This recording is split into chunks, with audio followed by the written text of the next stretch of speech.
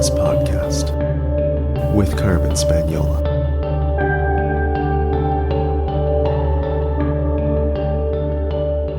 Hi there, and welcome to the Numinous Network, where we have interesting conversations with everyday folks about the mystery of life. I'm your host, Carmen Spaniola, joining you from the lands of the Lekwungen-speaking peoples, the Songhees and the Esquimalt First Nations, recently known as Victoria, BC, Canada.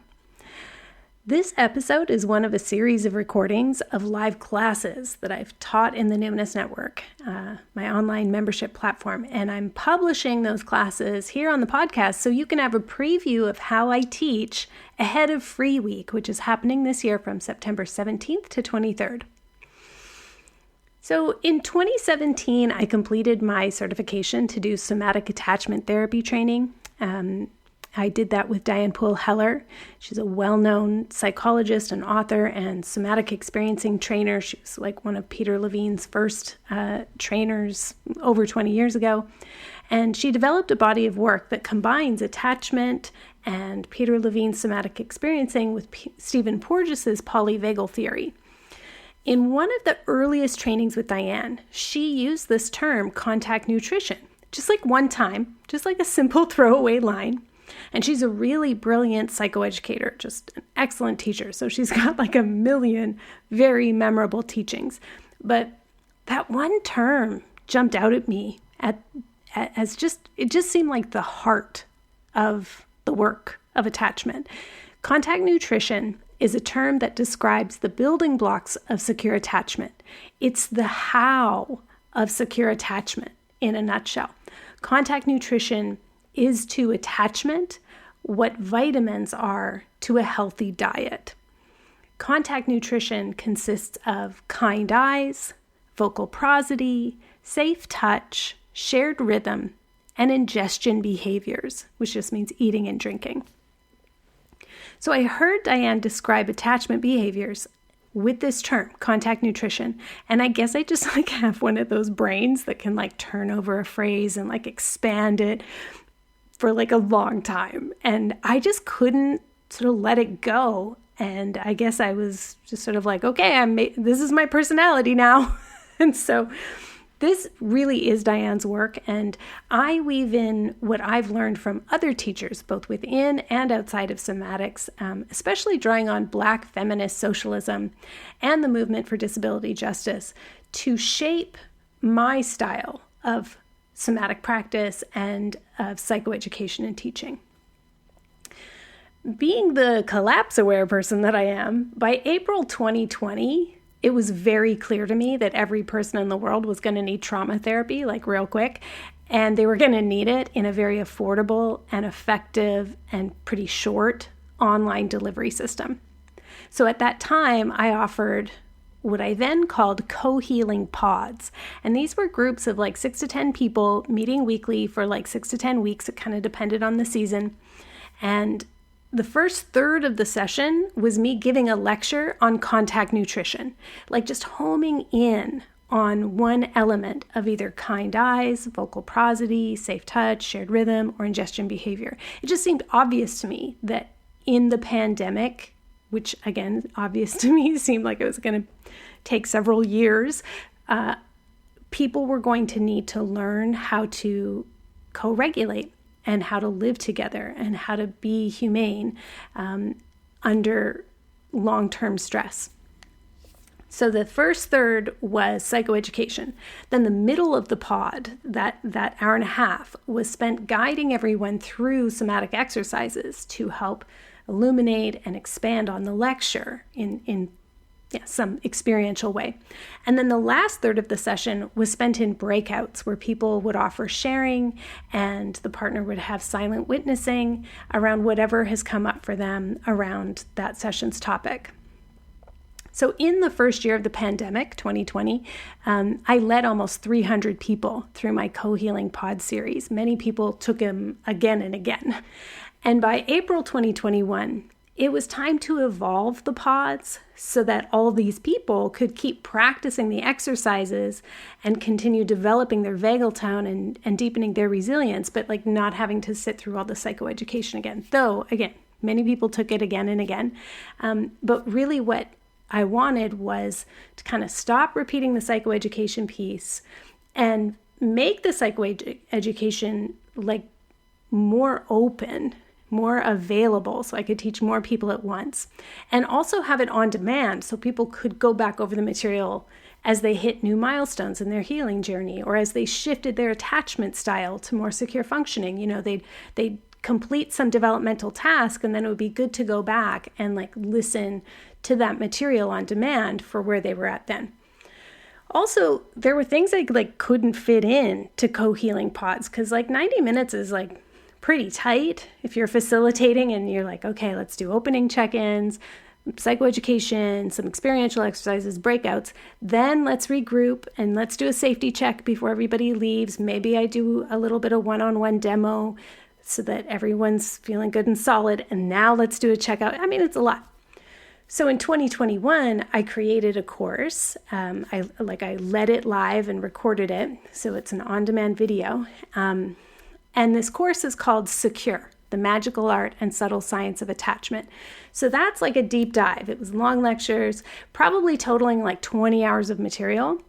And it's supported by our regular somatic sessions in the Numinous Network, which we call embodied attachment. And that happens like multiple times a week.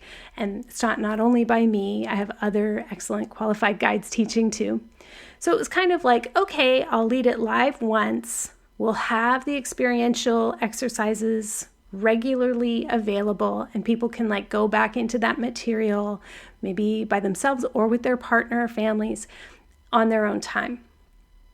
However, by 2022, it was clear that folks were loving the Secure course, but they were getting a bit overwhelmed, not only just by the amount of content, but by the implications of the content. Like, people needed a minute. They were like, okay, whoa, wait, back up. Like, I need to really let that sink in. So people needed smaller, more digestible portions. So I created a short form called Contact Nutrition 101. And it's like 7 sessions, less than an hour long. We did no experiential exercises. We were just like all business. It was like Monday morning. So I wasn't going to like make people cry on their way to work, right? It was like, okay, we're just going to do the psychoeducation. And it's also on demand. It's in the network as Contact Nutrition 101. And people find it easier to listen with their partners and with their families, or while they're driving or tasking. And it doesn't sort of like catch in the throat the way some of the sections in the course called Secure can. It's just like a little bit, there's a bit more levity. I'm delivering it with a bit more lightness. So what you are about to hear is the very first class in Contact Nutrition 101, which has 7 classes total. And here, I'm not actually getting into the contact nutrition yet. I'm just simply introducing attachment and why the way you've read about it or heard about it so far has probably given you a pretty constrained understanding, especially if you are someone of the global majority. So if you're Indigenous, Black, Brown, Asian, the way that the way that secure attachment is taught is a very white heteronormative model. But from a neurobiological perspective, we can expand that theory out. It's kind of like, when you go to school, when you're in high school and they teach you physics and you learn like the basics of physics. And then if you carry on to more advanced levels of physics, they're like, just so you know, that was totally oversimplified. That's not at all how physics works. Now we're going to teach you how it really works.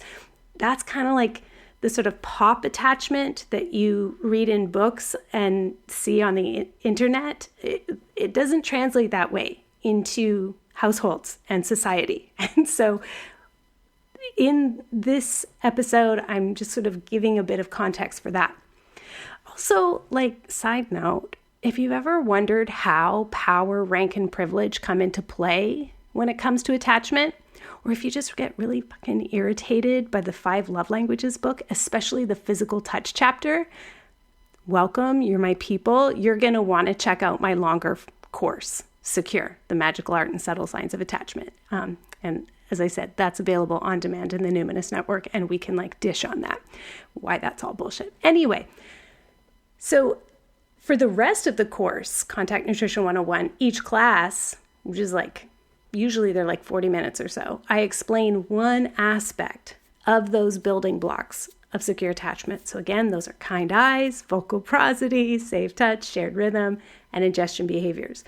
So in other words, each class I explain one aspect of the interpersonal neurobiology of attachment. So if you enjoy this episode, you'll want to join us in the Numinous Network for all the other 6 classes. But for now, I hope this is helpful. So welcome to Contact Nutrition 101. This is our first of 7 sessions. The first thing we're going to do together is bring on our arms and legs. Anytime I say bring on your arms and legs, it's literally just make fists, have a stretch, and maybe bringing on your legs could be left, right with your heels as though you're walking in your chair. So we bring on arms and legs because when we're under stress, the nervous system tends to send signal to the midline. We call it gripping the midline. All the signal kind of contracts. And so signals go really rapidly up the spine into the cranial brain and pop our lid a little bit. So when we bring on arms and legs, we send signals to the brain that we have this whole body that can help us metabolize this stress. It doesn't need to go chung, bing, like that. It can be okay, so it's the same amount of stress. It's not really discharging very much, but there's more of our body that's able to hold it. It also sends signals to the brain that if we need to say no to something, or I've had enough of something, or yes, that was so good and I want to grasp and hold on to that thing that really landed for me, or I need to get up, I can walk away if I need to, or I can stay here and settle in if I need to. We send signals to the brain that we have the capacity to do that. So the next thing we want to do is scan for some safeness. So somewhere in your visual field, look for something that's grounding or stabilizing. For me, very often it's a tree, or it's the swaying bamboo being really flexible out the window. There's also kind of power objects I can see from here. And so when you catch something that's grounding or stabilizing, how do you know that it is? So watch for any signs of downshifting. And it could be a sigh, or it could be maybe your orienting muscles down the neck relax a little bit so your head tilts. Maybe you smile a little bit, maybe your shoulders drop, maybe your belly breath comes on. So watch for some signs of okay, it's not just grounding in my head like it should be. I'm actually registering, I'm giving a few beats for it to actually settle or soothe me. And now let's do the same thing with doors and windows right now. So just where are your exits? Just like we're on a plane, where are your exits? And notice as you turn around and look over your shoulder that nothing's chasing you right now. There might be mess, there might be stuff you have to get to, but you're just going to scan for where your exits are. You're not trapped here, actually. And again, at any time you want to leave the call, you can just say, I'm out, see you later in the chat, and you can leave if you have to. No worries. There's going to be a recording of this. You can take it in your own time. And as I said, this session is a distillation. It's the most salient stuff for the most people. If you're finding you have more nuanced questions that you would like to have answered, I'll probably direct you to the course called Secure, which is 20 hours or something like that.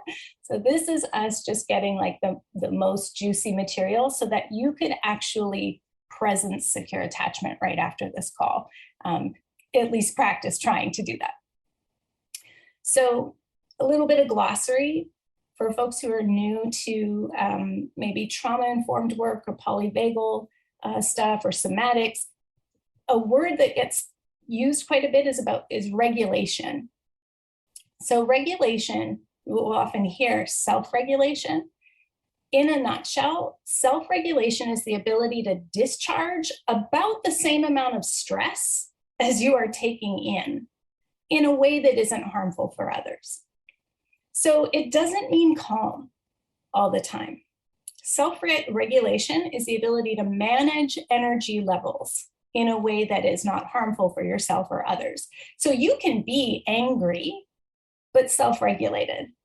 If you're angry and like spewing and scaring people, that's not self-regulated, but you can be angry and you can even speak in an elevated voice and be like, I'm really angry right now, and still be more or less regulated. So it's not, self-regulation is like, let's put calmness, let's not put it on the altar. Let's say that, because there's no way to stay self-regulated all the fucking time. There's no way. There's no way. So this idea that there's a mythic norm of like always perfectly handling stress is really, it's toxic. We're not always going to be able to stay self-regulated. So the other word we hear is dysregulated. Dysregulated is like, I am not able to manage the amount of energy that is moving through right now. And so we can turn to an other to co-regulate with us. So co-regulation is the ability to help somebody else discharge some of that stress in a way that isn't harmful for them or you, or to receive help with managing this amount of stress. That's co-regulation. The how of co-regulation is contact nutrition. So that's what we're doing today. The other piece of it is what we call regulatory flexibility. So if we think of having kind of a window of tolerance where it's like, yeah, I can manage this, I can manage this. And then it's like, well, I'm out of my window of tolerance. I'm like starting to get really activated and I can't manage the amount of energy, or I'm like shut down. I'm totally shut down. I'm just like in a concrete box, cannot be accessed, have no words. Then we're outside of our window of tolerance. Regulatory flexibility is the ability to go out of our window of tolerance and be all right. Be like, okay, wow, I'm way out here, but I know I can get back, either through self-regulation or co-regulation. So what we're aiming for is regulatory flexibility, to be flexible in our nervous system, that if we get dysregulated, we're not like shattered, or, it doesn't injure our identity too much. It's not like too much of a wound to our sense of self. It doesn't wound others too much. We can go out of our window of tolerance, we can bring ourselves back, or we can make a bid for help. Help me, help me, help you get back into my window of tolerance. So why are we studying contact nutrition? Because it's the building blocks of secure attachment. And so secure attachment is the ability to feel in ourselves and engender in someone else a sense of being safe, seen, secure, and soothed. And those 4 different terms I go deeply into in the course Secure, but for now, we're just going to focus on the how. How do we feel safe, seen, secure, and soothed? We do that through contact nutrition. So just like human bodies have like great variety, and different bodies need different diets, and that those needs can shift and change over time and circumstance, everyone has their own unique attachment makeup and different contact nutrition needs, and they can change over time and in different circumstances. So even though we might want different kinds of contact nutrition and not all of it is going to work for us, we're all just still little mammals, and we all just still need contact nutrition of one form or another, just like we all need nutrients from food, even if we have a lot of variety in our diets and body type. So there's 5 forms of contact nutrition. Those 5 forms are kind eyes, vocal prosody, safe touch, shared rhythm, and ingestion behaviors like eating and drinking. So today we're going to get the basics of attachment and the nervous system, so it's easier to understand why these 5 forms of contact nutrition are so crucial to our ability to form secure bonds. So for some people, this will be a lot of review. If you're really up to speed on the autonomic nervous system and the vagus nerve and all of that stuff, great, or attachment styles. But I also would venture that even if you've read all of Stan Tatkin and Deb Dana and Amir Levine and all those people, those, there's a lot of good attachment books, but they're all books designed to be digestible and understandable. And so that means they all ignore huge swaths of what attachment really is. And also, research is always changing and updating. The other thing is, those are all white people.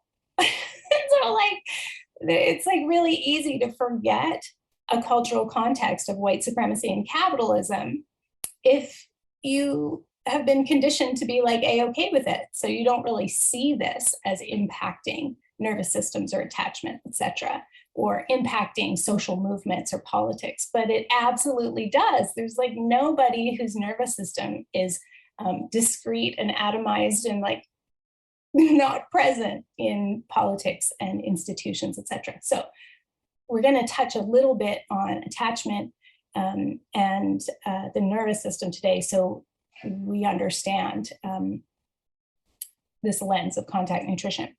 So first of all, attachment is a state, not a trait. So you might have heard, well, actually, they even put like a finer point on it. Attachment is a state of the nervous system. It is a nervous system state. It is not a personality trait. It's not even, it's something that is responsive to what is happening in the environment moment to moment. So it's very contextual and relationship dependent.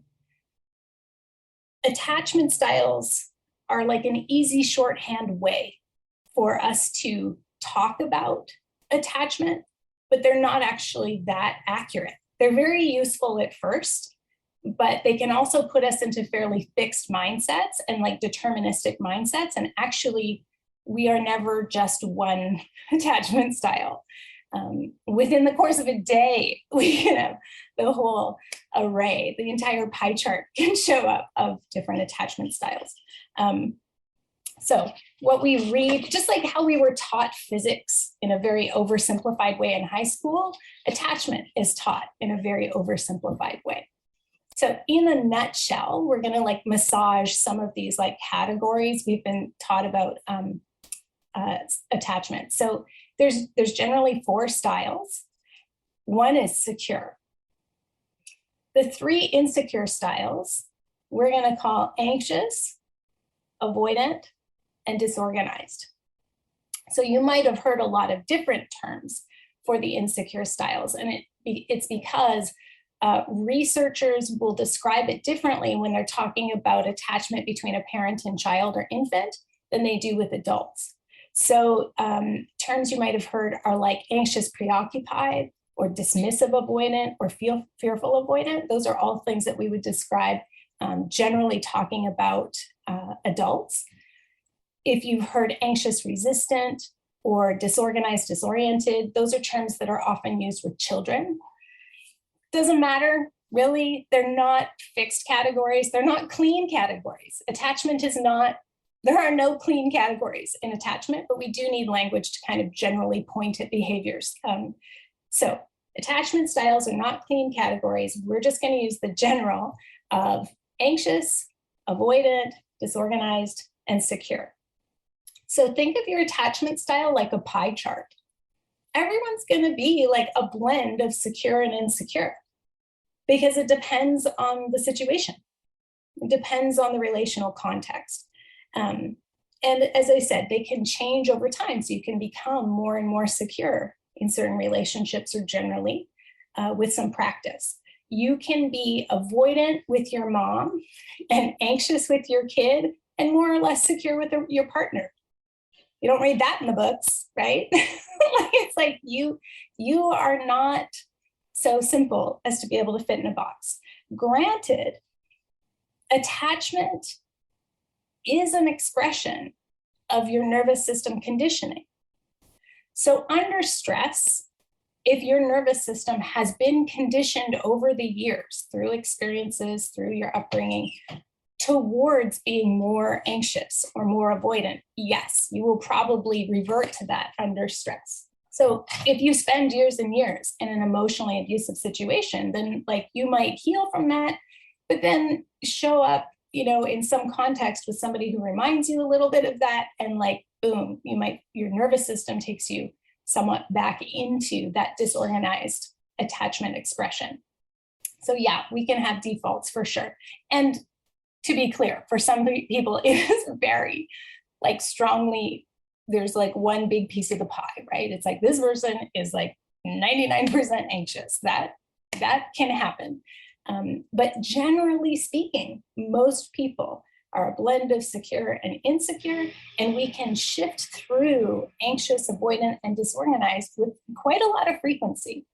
The research in the past said that disorganized attachment was very rare, didn't happen very often. But what we know now is a default of like coming into the world and then being disorganized, where you run both programs of like wanting, like being preoccupied, being anxious, and also being avoidant, not wanting.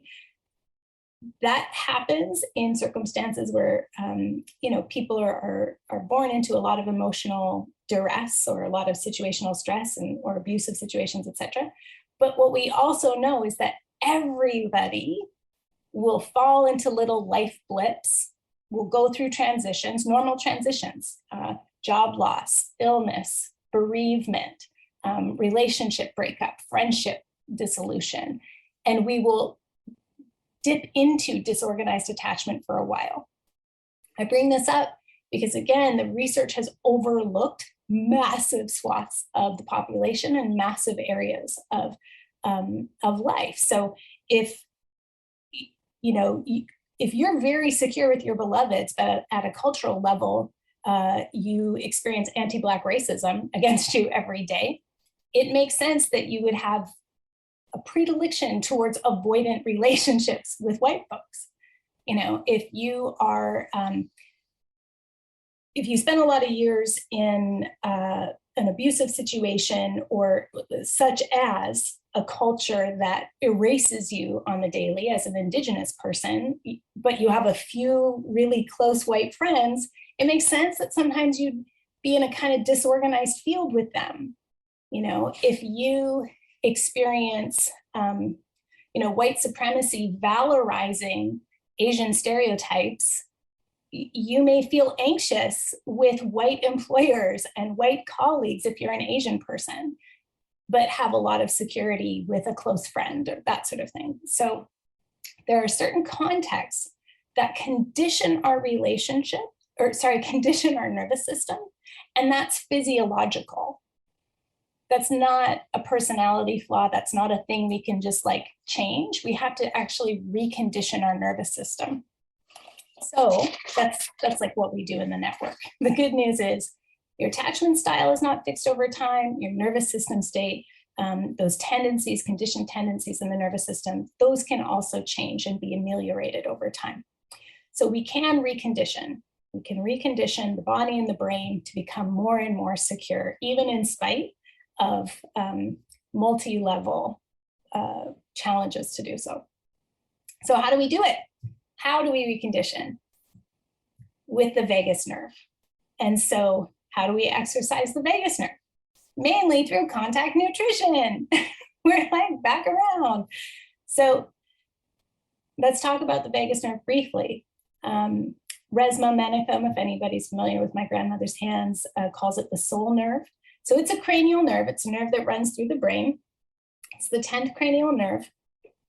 And it goes from deep inside your brain to throughout your face. So all of the openings, the eyes, the ears, the nose, the mouth, the chest, it wraps in front of your heart and lungs and the back, runs down those orienting muscles, down the neck, upper chest, shoulders. It runs right straight down through the diaphragm, is laced throughout the psoas, the large muscle group of the low back, the pelvic bowl, the hips, throughout your guts, And if you have a uterus, it tends to end at the front of your body, at the top of the uterus, and it splits so that it goes to just inside the sacral plate and the front of the body. So we're going to take a broader look at the nervous system as a whole right now. I'm going to share my screen with you so you can see this. We're going to map it. And I'm going to invite you to try to sense in your body where this is. You could do it with your hands or just kind of imagine it. So let's map the autonomic nervous system. So we used to think that there were two branches, the sympathetic and the parasympathetic. But actually what we know now is when our nervous system is functioning harmoniously, there's these three branches actually that we can think of as like three streams of energy, and they join in cooperation. They cooperate for our health, for growth, for restoration. And research in the last 30 years, mainly spearheaded by Dr. Stephen Porges, kind of tells us that the nervous system isn't like an on-off switch. We used to think energy was shunted either between the sympathetic, fight or flight, or the parasympathetic, rest, digest branch. But actually what we know now is there's more nuance to that, and that it's not on-off switch. It's more like gas, clutch, brake. We're like learning how to drive this vehicle, not to mechanize the body, but it's gas, clutch, brake in the sense that when you're first kind of learning about it, it can feel a little awkward and you can kind of lurch and it can be hard to shift gears. Over time, as you like hear and sense and like start to feel one with these different branches, you can shift gears. You can even start on a hill. You can do all kinds of things because you've exercised awareness of these three branches. So let's start with the oldest branch, which is the dorsal vagal. So here we're going to look at this branch that goes down kind of the central part of the body. Sorry, I'm pointing at my screen. It's the pink one. So, and I'm going to move this to the center so I look like I'm looking at you. Okay. So this pink one, the dorsal vagal, see how it runs from the base of the brain stem there, and it goes throughout the face, but then it goes through over the front. So this is the back side of the vagus nerve, the pink one. It's going all the way down through the diaphragm, and then see how there's ganglia, there's ends that go from the sacral plexus right down near the genitals there. So this is the part of the vagus nerve that runs down the back. It goes through the diaphragm, the psoas, digestive tract, stomach, intestines. This is the part of the nervous system that helps you absorb and use nutrients, literally absorb nutrients. And so when threat is perceived in the environment, this is the part that shunts us into deep energy conservation, what we call the freeze response. But if there's enough safeness perceived in the environment, this is the branch that allows us to rest and digest and settle and soothe. So it has an energy when it's in balance of being really slow and deliberate and restful. It's like really velvety when there's enough safeness in the environment. Again, it's not on off. It's like, how much safeness do I perceive here? Now let's go to the sympathetic branch. So let's go up the spine. This is the yellow part here, the sympathetic trunk.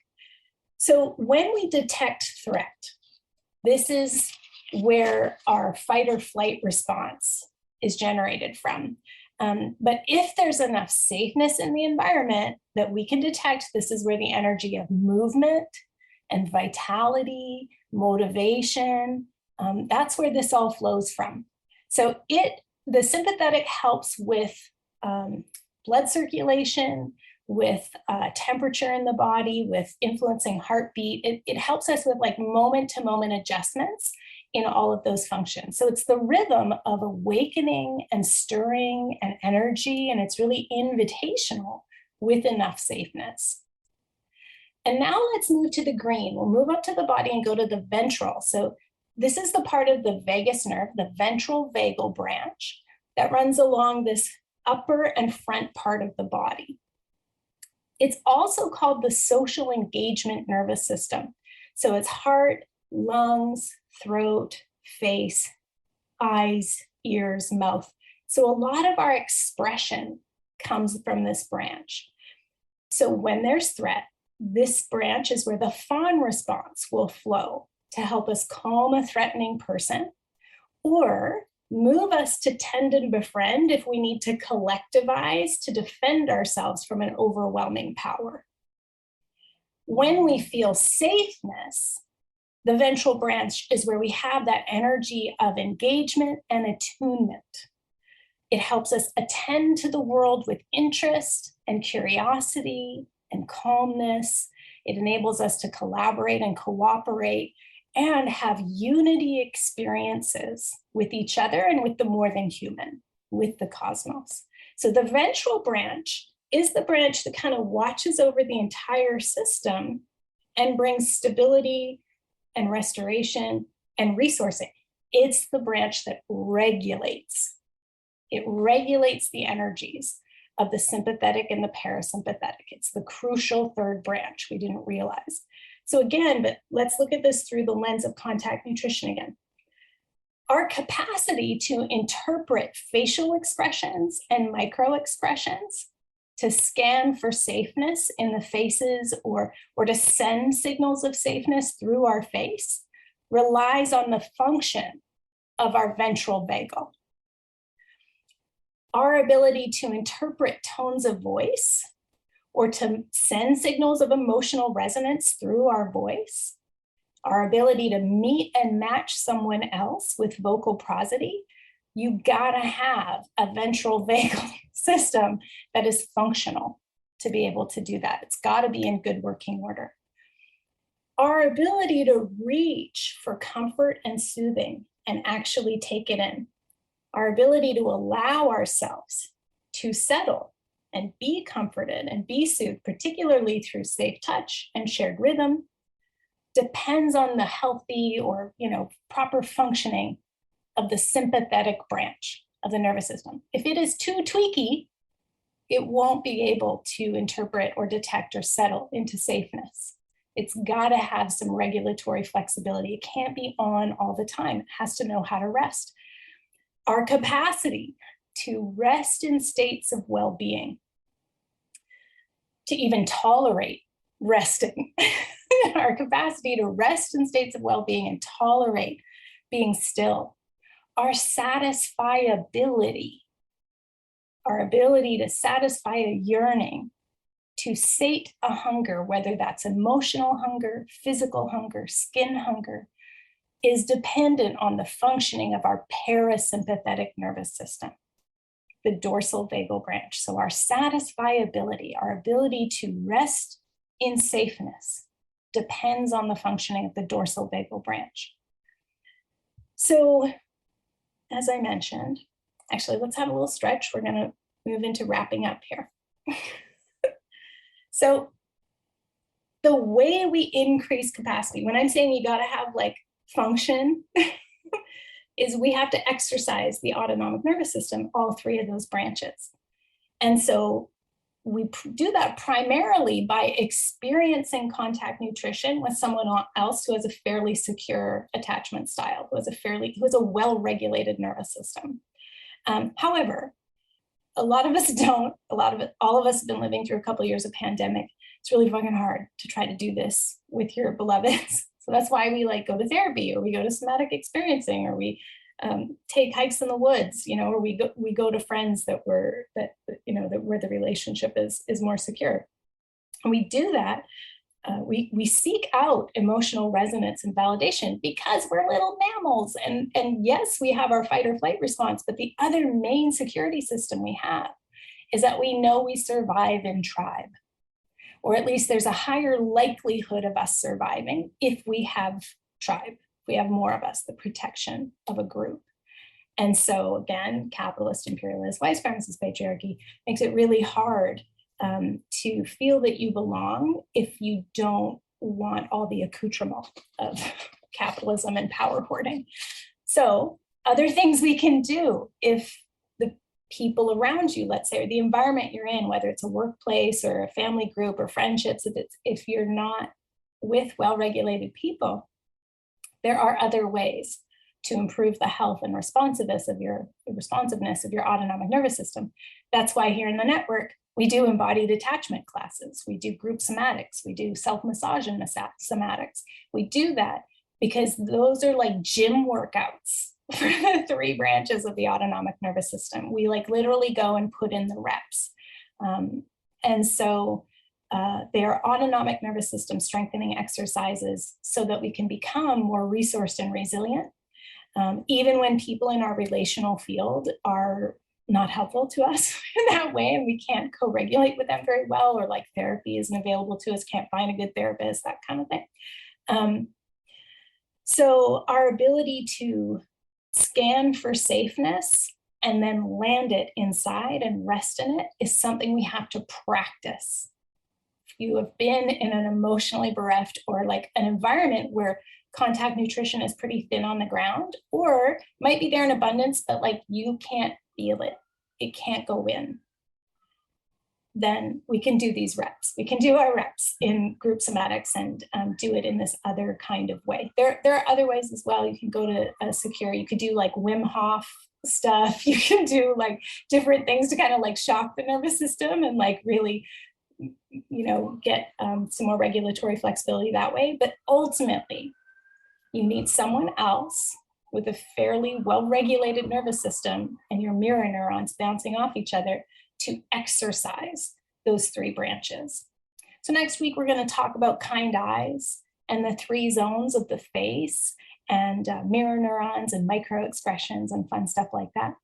But for now, this has been the longest probably of all 7 sessions, but I'm going to close it off here and we'll move to Q&A. So let's have a stretch, bring on your arms and legs. That was, really fast and a lot to digest if it was totally new, but hopefully a good review for some folks. Now, as always, for questions in the network, if you carry a lot of cultural privilege, if you're like, if you're white, if you're able-bodied, you have money, that kind of stuff, I'm going to invite you to take a few breaths, just count to 10 or 20, hold your question. We're just going to make some space for other folks to step forward with questions first. No pressure to do so. But if you have a question, you can just unmute yourself, say your name, and I'd be happy to answer. And if you've got to go, you can just check out in the chat. Thanks for being here. You can bring your questions to one of our monthly attachment jams in the Numinous Network. We love jamming about attachment issues, and I'd be happy to support whatever current troubling situation is consuming your life right now. You'll find links to resources cited in this episode in the show notes, either in your podcast player or at numinouspodcast.com. My friends, I love reading your reviews of my book, The Spirited Kitchen, and my editor says she never reads reviews, but she had her partner look at the ones for The Spirited Kitchen, and then she read them herself because they were so heartwarming. So it means a lot to me that you are giving it 5 stars and writing what amounts to like little love notes to me and my editor. We really feel that. I feel that. For my listener shout out this week, I want to thank Marlena, who wrote, "This book feels like a beautiful and thoughtful gift that I have given to my own spirit. Every time I feel a need to regroup from my busy life and reconnect, this book reminds me of who I really am and what really matters. Beautiful, delicious, soul-nurturing food, connection to nature and the sacred, sharing time with loved ones, celebrating the rich histories and cultures of my ancestors. Love it." I love that, Marlena. Marlena actually wrote more, but I don't want you to feel like you have to write such an eloquent and beautiful, it's like she wrote me a birthday card or something. I love it so much, but you don't have to do that. You really don't. It just means so much that my editor especially sees 5-star reviews and people saying, "I love it. I'm buying it for my friends." So wherever you bought it, I would love it if you would go back and pop a review in there. It means a lot, and I notice. Thank you. So in case you missed it, I don't know how you could miss it. I've been like talking about it in every episode for weeks now. And, if you're sick of that, I'm sorry. But I got to make sure everybody knows, because we only do one free week a year now. So in case you missed it, free week is happening in the Numinous Network this year from September 17th to 23rd. The Numinous Network is like an online version of the YMCA. So our monthly calendar revolves around nervous system workouts designed to support your trauma recovery and increase vagal tone. So sign up for my newsletter, and the link to register for free week will be mailed on September 17th. Also, on my website, click on the tab that says Numinous Network and then scroll partway down the page to find the class schedule so you can plan accordingly. Some things are recorded, but not everything. So sign up for my newsletter and learn more about the Numinous Network at carmenspagnola.com. CarmenSpagnola. Till next time, take care.